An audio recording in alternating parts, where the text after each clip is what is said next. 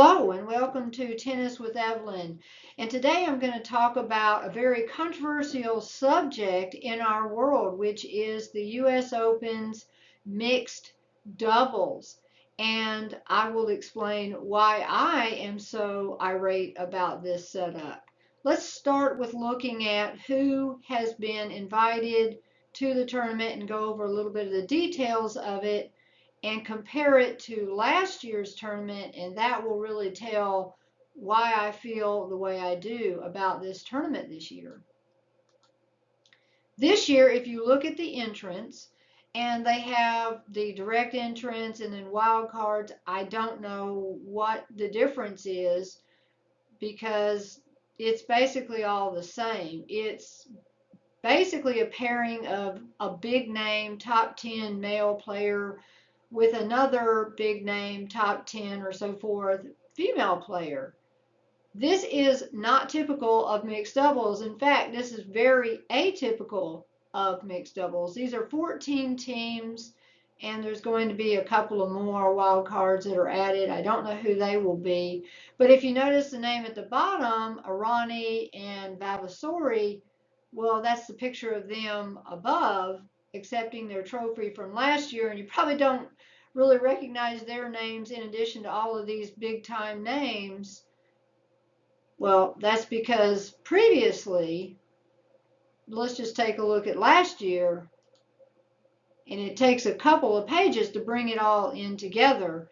First of all, the number one thing that strikes me is there were 32 teams as opposed to there's going to be 16 teams that are going to participate this year.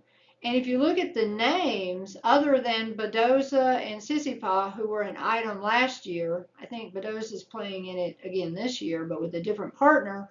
Other than that, most of the names are not very familiar to basically, especially your casual fan, or maybe not even as familiar to you as a deeper fan. Doubles players are oftentimes called doubles specialists. You'll see more top females like Barbora Krejcikova in particular, who has won some majors in singles and then in doubles. But in men's tennis, it really is a doubles specialist. And what these players signify is they're oftentimes lower ranked singles players. Doesn't mean they're not really good. They are probably very, very good. But they're probably ranked maybe not even in the top 100, maybe outside of it. And when they come to New York to play in the US Open, they will probably have to go through qualifying, which they may or may not make it through to get into the singles draw. So they have the doubles draw to fall back on. And this is a great thing for your player who isn't making millions and millions of dollars off of endorsements and doesn't win the tournament at the end of the week and get $3 million or $4 million at a Grand Slam or so forth. So this is really valuable money and points and opportunity to play for players who may or may not even make it into the singles draw. If you take a look at the wild cards, look at the names for the wild cards.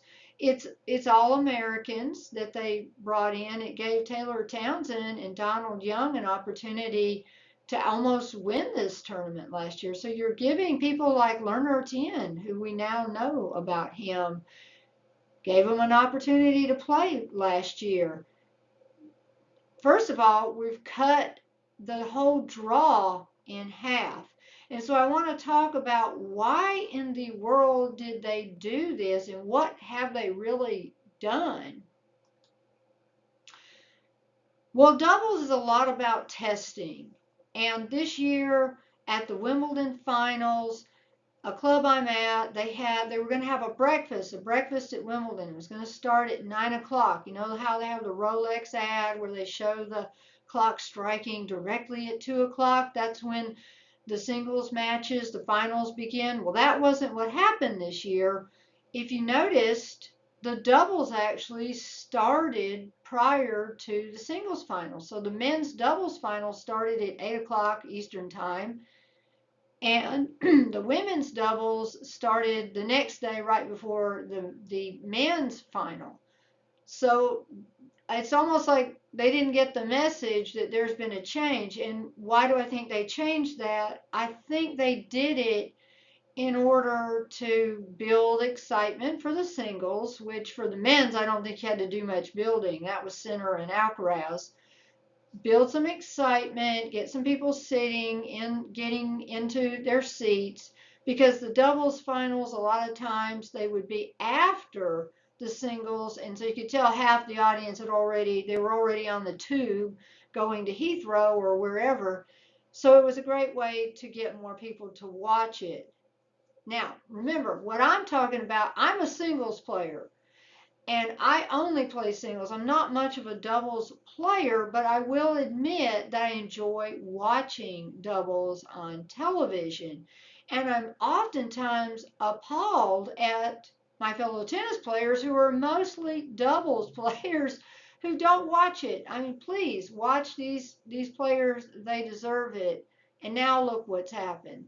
A lot of them are now losing a livelihood in many ways.